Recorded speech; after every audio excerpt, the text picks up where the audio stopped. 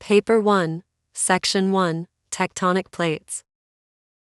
Before we look at tectonic plates, we need to make sure we know the layers of the Earth. The inner core is the center of the Earth. It is the hottest layer and it is made up of iron and nickel. Then, the outer core surrounds the inner core and is a liquid layer. Next we have the mantle. This is the thickest layer of the Earth and is made from semi-molten rock called magma. The outer layer is called the crust. This is the thinnest layer of the Earth. It is made up of tectonic plates that float on the mantle.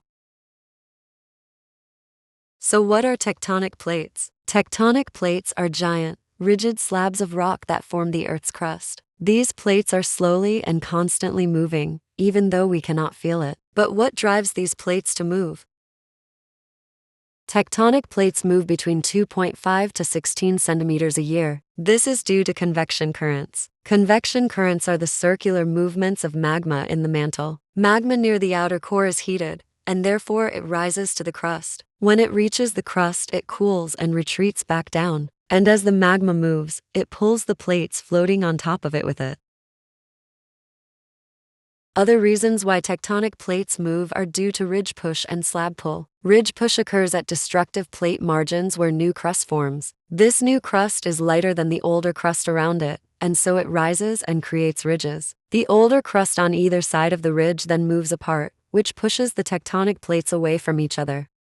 Slab pull occurs when older, heavier tectonic plates sink into the mantle at subduction zones. As they sink, they pull newer, lighter sections of the plate with them. This sinking in one area causes plates to move in other areas. The map shows the locations of where earthquakes and volcanoes have previously occurred. Do you notice a pattern? Most earthquakes and volcanoes are found at tectonic plate margins. This is where two tectonic plates meet. Of course, there are some exceptions too, such as Central Europe and Southern Africa. There are two types of tectonic plates. Continental plates, which form the Earth's continents, so all the land on Earth. These plates are thicker, less dense, and lighter. Then there are oceanic plates, which form the ocean's floor, and they are thinner, denser, and heavier.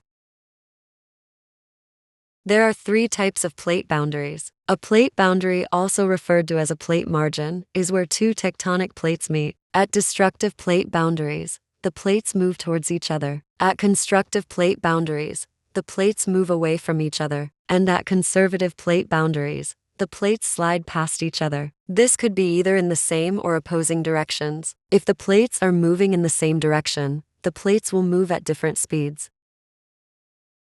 There are two different types of destructive plate boundaries. This is based on the types of crust. At destructive plate boundaries where the oceanic and continental crusts meet, the oceanic crust, remember it's heavier, subducts beneath the continental crust. This crust is then melted by the hot temperatures of the mantle, forming magma. Volcanoes are found here as this magma is pushed upwards through cracks in the surface, causing an eruption. The movements of the plates can also trigger earthquakes. At destructive plate boundaries that involve the collision of two continental plates, the land is forced upwards due to the pressure of the plates. This forms fold mountains, such as the Himalayas. At constructive plate boundaries, the plates move away from each other. This movement can result in the creation of new land as magma from volcanoes rises from the mantle and solidifies when it reaches the crust, forming new crust. Examples of those are Iceland and Hawaii, which have been formed solely from volcanic eruptions and continue to grow by a few centimeters each year. At conservative plate boundaries where the plates slide past each other, this movement along these boundaries can cause earthquakes as the plates grind against each other, creating friction. Destructive earthquakes are caused here from the buildup of pressure between the plates. An example of this is the San Andreas Fault in the USA.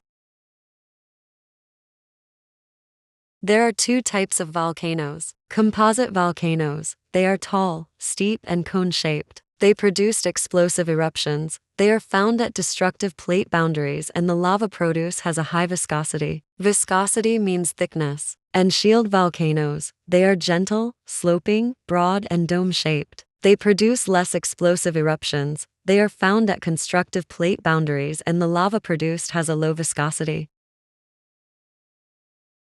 The tectonic plate theory just sums up everything we know about tectonic plates, such as the Earth's crust is made up of tectonic plates. There are two types of tectonic plates, which are continental and oceanic. The plates at constructive plate margins move away from each other. They collide at destructive plate margins and slide past each other at conservative plate margins. And this movement causes volcanoes and earthquakes to occur.